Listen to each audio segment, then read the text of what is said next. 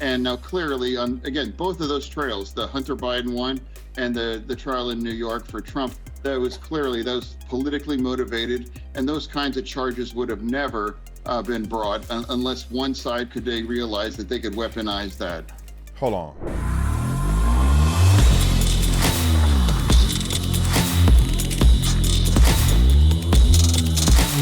So John Fetterman, who is just as bad as Joe Biden, which the guy may have a good heart, man, but he dressed like a slob, and like he clearly is suffering from the mental damages of having a stroke. And like, how is he still in office?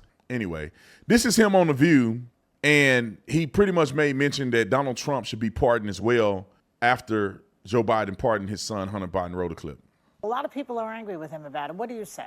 Oh, well, I think it's undeniable that the case against Hunter Biden was really politically motivated, but I also think it's true that the trial in New York for Trump that was political as well too. Now it's that, and in both cases, I think a pardon is appropriate, and I really think collectively, America's confidence in these kinds of institutions have been damaged by these kinds of cases, and we cannot allow these kinds of institutions to be weaponized against our political opponents. And it's very clear both trials were politically motivated and weaponized that on the other side. They'll say that about the J6 people too, though, right?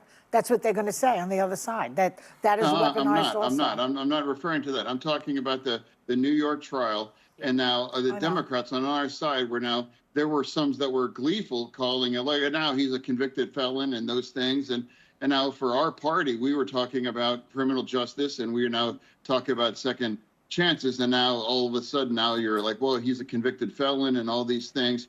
And now clearly, again, both of those trails, the Hunter Biden one and the trial in New York for Trump, that was politically motivated, and those kinds of charges would have never been brought unless one side could they realize that they could weaponize that. Hold on. The stroke messed him up. His brain still ain't functioning right. God bless him. But you wrong, sir. You completely wrong. These are not the same. Donald Trump, they had to obscure, I forget the term. It escaped my mind right now.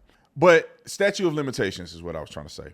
They had to obscure statute of limitations. They have to recreate certain things. For instance, when Donald Trump supposedly made these payments, the Stormy Daniels and all that other stuff, they had to literally come up with another charge to make it a felony because it had already expired statute of limitations.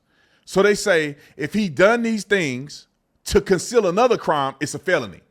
They don't have to define what the other crime was. They didn't have to unanimously select what the crime was. There wasn't even a jury instructions. They had to just come up with any other crime that he could possibly be concealing to make it a felony because it had already passed the statute of limitations. They couldn't have charged him for what they claim he actually did, the process of payments and manipulation of money. They couldn't charge him. It was too late. But they added extra stuff to try to get him in that position. When you go, DAs were elected, funded with the goal to prosecute Donald Trump before they ever investigate anything. We're going to go get him. Well, there's no investigation. That means that you're going to try to find something to get him on, and that's why it was weaponized and it was politicized. Hunter Biden, I mean, you throw a rock at any paperwork in the government and you'll see Hunter Biden and Joe Biden's name on it in a fraudulent sense. Joe Biden literally did a quid pro quo in front of the whole world by saying he was going to deny loan guarantees of $1 billion to Ukraine if they didn't fire the prosecutor that was investigating Burisma, which is the company that his son was on the board of. And we all know that was fraudulent. But he said, if y'all don't eliminate this prosecution of that company, we're not going to give you $1 billion. It wasn't a million. It was $1 billion. I'm sorry if I misspoke and said $1 million. $1 billion of loan guarantees. He said that in front of the world. That's enough to investigate.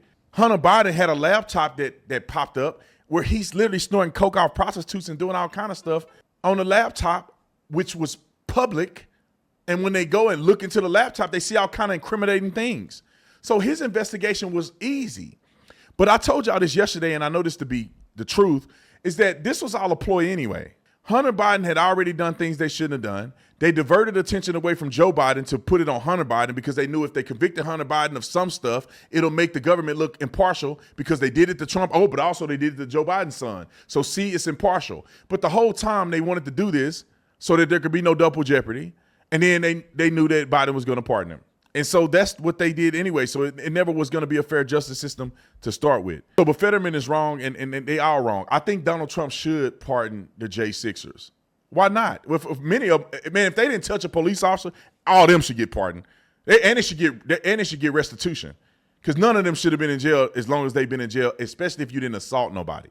It's ridiculous if people were in jail because they planned on going into the Capitol building. That's stupid to me. It was a trespassing. That's pretty much what it was. It was a trespassing. Now, for those who put their hands on a police officer, you should be charged with assaulting a police officer. And whatever time comes with that, that's fair. That's what time you should get. And I feel like they've been in there for 4 years. I mean, you wouldn't get 4 years from fighting a police officer at any point unless you killed them. And so I think they've served their time. Trump should let them out. And I don't want to hear nothing from the left because he let his son off, so Trump got fair game.